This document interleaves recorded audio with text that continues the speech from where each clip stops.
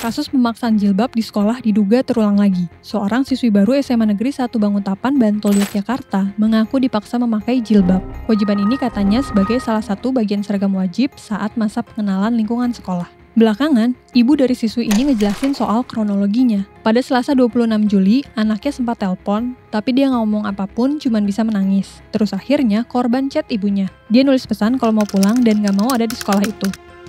Kasusnya pun kemudian viral di media sosial. Akhirnya, Ombudsman Perwakilan Yogyakarta memanggil pihak sekolah tersebut. Yang dipanggil ada guru BK, guru agama, dan wali kelas. Nggak cuma sampai di situ nih, selang beberapa hari setelah kasusnya ramai, netizen pun menyerukan untuk mengembalikan seragam sekolah negeri jadi seperti dulu.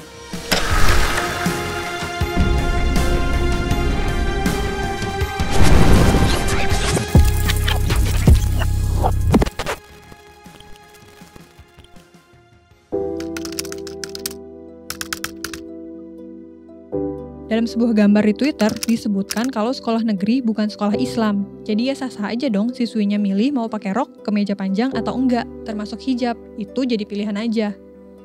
Kita semua juga tahu kalau dalam Islam wajib hukumnya pakai hijab. Cuman balik lagi nih, Indonesia kan negara demokrasi ya, jadi setiap orang berhak buat memilih pakaiannya. Sesuai konstitusi, keyakinan agama dan kepercayaan dijamin Undang-Undang Dasar 1945. Pasal 29 UUD 1945 menyatakan negara menjamin kemerdekaan tiap penduduk untuk memeluk agamanya masing-masing. Gak cuman itu, negara juga jamin masyarakatnya beribadah menurut agama dan kepercayaannya. Balik soal siswi di SMA Negeri 1 Banguntapan, kabarnya dia sampai depresi. Usai mendapat paksaan berjilbab, ia sempat menangis di toilet sekolah selama beberapa jam. Katanya sih, dia dipaksa berjilbab sama guru BK-nya. Gak cuman itu, siswi ini pun sempat dilaporkan sering pingsan sampai mengalami perubahan perilaku. Siswi itu juga dilaporkan mengurung diri di kamar rumahnya dan enggan berbicara dengan orang tuanya. Makanya, orang tua siswi itu ngelapor bersama Aliansi Masyarakat Peduli Pendidikan Yogyakarta. Mereka menyatakan bahwa anak tersebut mengalami depresi berat karena dipaksa pakai jilbab. Namun pihak sekolah berkata lain, mereka mengatakan siswi itu depresi karena sedang mengalami masalah keluarga, bukan karena dipaksa berjilbab. Sedangkan kepala sekolah bilang kalau dia nggak tahu menahu soal peristiwa tersebut. Soalnya, dia nggak banyak tahu runtutan kejadiannya karena nggak dapat laporan dari guru BK.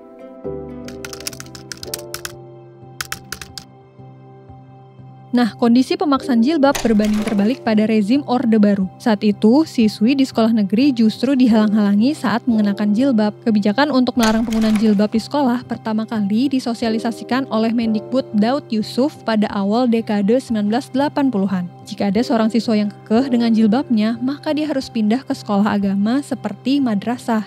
Atau tindakan ekstrimnya, dia dikeluarkan dari sekolah. Sebagian besar kepala sekolah negeri di Jakarta, Bandung, dan Surabaya dengan segera tunduk pada aturan barunya ini. Mereka dengan tegas menyatakan bahwa pemakaian jilbab merupakan bentuk pelanggaran terhadap disiplin sekolah. Pernyataan tersebut berdasarkan pada peraturan yang disahkan oleh Direktorat Jenderal Pendidikan Dasar, Menengah, dan Atas melalui Surat Keputusan Nomor 52 Tahun 1982. Diskriminasi terhadap siswi yang mencoba berjilbab pun mulai terjadi. Para guru tidak jarang menolak mengajar jika masih ada siswi berjilbab di kelasnya. Tidak butuh waktu lama, penolakan umat Islam terhadap kebijakan larangan berjilbab menyebar ke berbagai daerah, misalnya seperti di Cirebon dan Bandung. Awalnya, Sekolah Pendidikan Guru Negeri Cirebon tahun 1989 menskorsing 3 siswinya yang berjilbab. Skorsing ini menyulut kemarahan pelajar muslim dari berbagai SMA negeri dan mahasiswa di Cirebon dan Bandung. Mereka turun ke jalan dan berunjuk rasa. Aksinya sebagai tanda solidaritas membela para siswi yang terkena skorsing.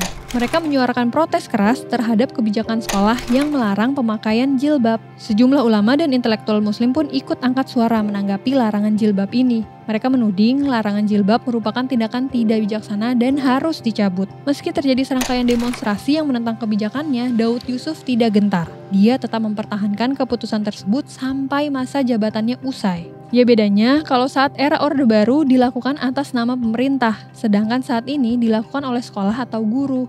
Tapi tetap aja sih ya, sama-sama pemaksaan juga judulnya.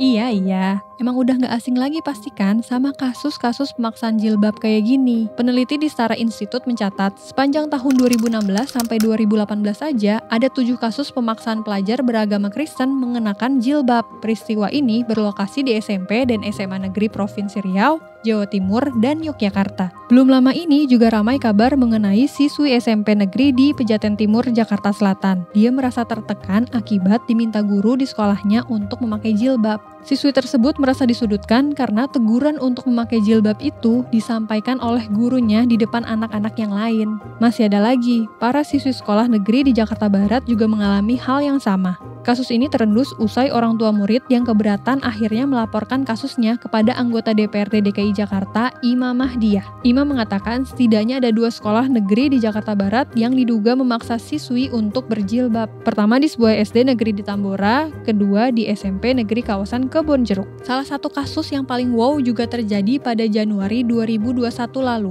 Seorang siswi di SMK Negeri 2 Padang, Sumatera Barat dipaksa pakai jilbab. Dia bolak-balik dipanggil karena tak memakai jilbab saat sekolah tatap muka. Ternyata, dia begitu ya karena bukan seorang muslim. Kepala Sekolah SMK Negeri 2 Padang yang bernama Rusmadi pun menanggapi kasus yang menimpa sekolahnya pada saat itu. Dia bilang bahwa kewajiban menggunakan jilbab sudah ada sejak Wali Kota Padang, Fauzi Bahar, menjabat pada 2005. Salah satu poin dalam instruksi Wali Kota Padang itu tertulis, mewajibkan jilbab bagi siswi yang menempuh pendidikan di Sekolah Negeri Padang. Meski ditujukan kepada siswi muslim, kenyataannya murid beragama lain juga diwajibkan memakai jilbab. Masalah pemaksaan jilbab di Padang pun memunculkan SKB 3 Menteri yang dibuat oleh Mendikbud, Menak, dan Mendagri. Keputusan ini kemudian disahkan pada Februari 2021. Isinya, semua kepala daerah wajib mencabut peraturan tentang pemakaian seragam dan atribut khas agama tertentu di sekolah. SKB ini juga menegaskan kalau keputusan untuk berseragam dengan atau tanpa kekhususan agama sepenuhnya hak individu setiap guru, murid, dan orang tua. Tapi SKB 3 Menteri ini nggak berlaku di Aceh.